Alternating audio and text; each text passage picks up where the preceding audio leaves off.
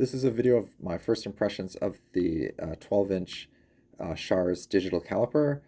I got them for the eBay store. The model number is 3031533. And I'll be going over, some of the techniques I used to use before I got these calipers. I'm not in the industry. I just thought maybe, having an outsider perspective might be a little bit interesting. All right, so the techniques that I used to use, plastic ruler. I use this a lot, and for round objects, what I used to do is I would take some tape, wrap it around the object, make a mark, then flatten out the tape, measure the distance from the edge to the mark, and then divide that by pi to get the diameter. Yeah, so that's that. For sometimes I would use like these magnets. So I know these magnets are 1.8 millimeters thick, because if you stack, you stack 10 or 20 of them and then divide by that number, you measure it, then divide by that number, and then you can say, oh, these are 1.8. Another technique that I used to use is like if I had a hole that I needed to measure, I would bust out the metric drill bits and then just kind of see which one. So that 4.8 was too big, and then 4.5, that's still too big. That kind of thing. Just trial and error. That technique might actually still be okay because I don't think the jaws will fit in some of the smaller holes. So might use that technique.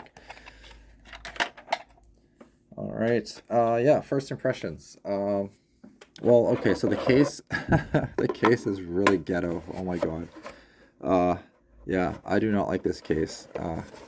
You're thinking about making a good first impression.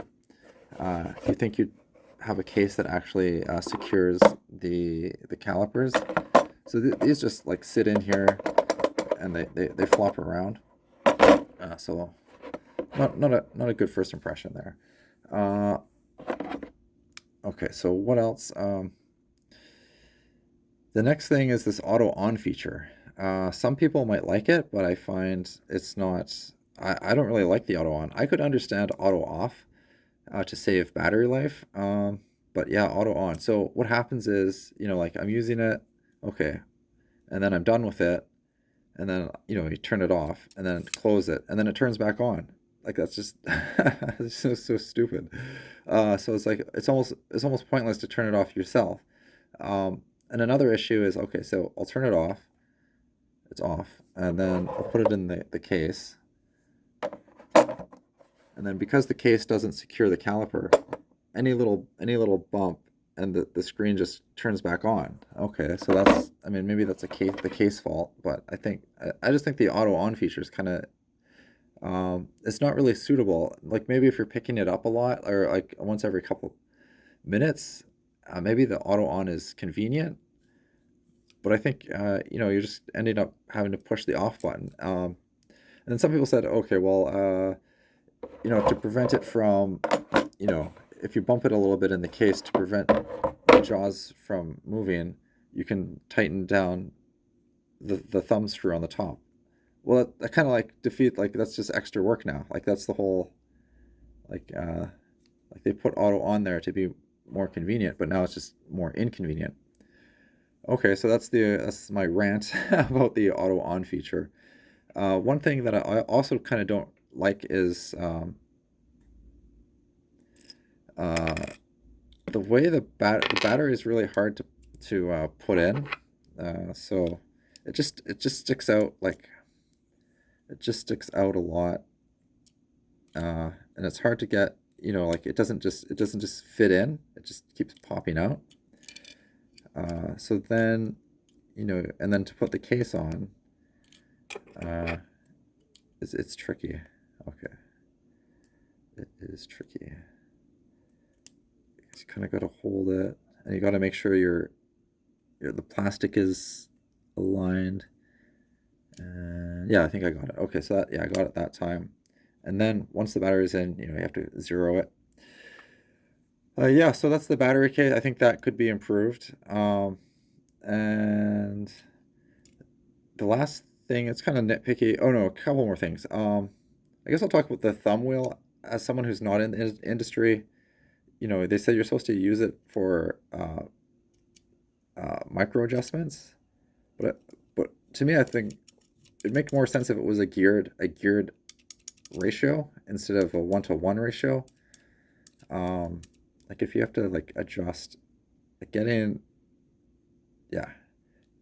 0.01 millimeters using your thumb, like that's pretty hard. That's takes a little bit of fiddling. Okay, and the last thing I think is just this. I don't know if you can see that. I'll put it in the light. This is kind of nitpicky, but just this logo here. I think that like it's not even on center. Like for like okay, if I close these, yeah, you can see the logo is clearly not centered, and it's red on a greenish background. I think if anything, they should have used yellow to stay with the rest of the color theme. That I think that'd look much better. And instead of trying to cram, they try to put their whole logo in such a small font. It just doesn't work. I think they could just get away with like putting that maybe the letter A, in a yellow font in the center, and I think that would look awesome. All right, those are my first impressions. Have a good day. Bye.